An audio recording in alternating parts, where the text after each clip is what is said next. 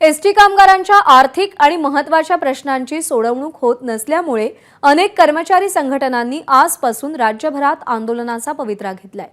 ST कर्मचाऱ्यांना शासकीय कर्मचाऱ्यांप्रमाणे वेतन मिळावं ही प्रमुख मागणी आहे। सकाळी 8 वाजेपर्यंत 251 आगारांपैकी 35 आगार पूर्णतः बंद आहेत। बाकीचे आगार अंशतः अथवा पूर्णतः सुरू आहेत। मुंबई विभागामध्ये सर्व आगारातील वाहतूक सुरळीत चालू आहे।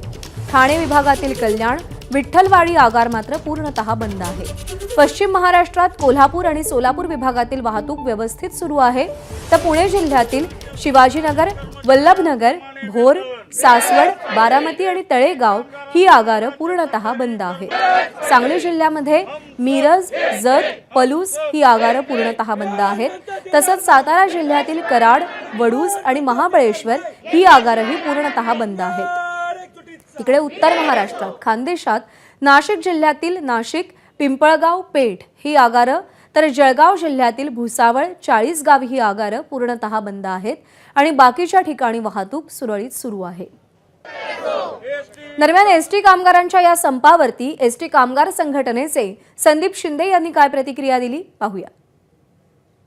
एसटी कामगारांचं योगदान या राज्यासाठी खूप मोठं आहे आणि म्हणून जरी आता आज तुम्हाला मुंबई सेंट्रलला प्रवाशांचे हाल होताना दिसत असतील, मी जाहीर माफी मागेल, कारण प्रवासी हे आमचं दैवत आहे हेच मानून आम्ही काम करतो। पण आमच्या घराकडे कोण बघणार आहे? आमच्या पगारपत्रिकेकडे कोण बघणार आहे? आमच्या मुलाबाळांची सोय कोण बघणार आहे? आमचं जर राज्य शासना एवढे वेतन करण्याची लेखी हमी जर मुख्यमंत्री महोदयांनी दिली तर संप कशासाठी करायचा आहे?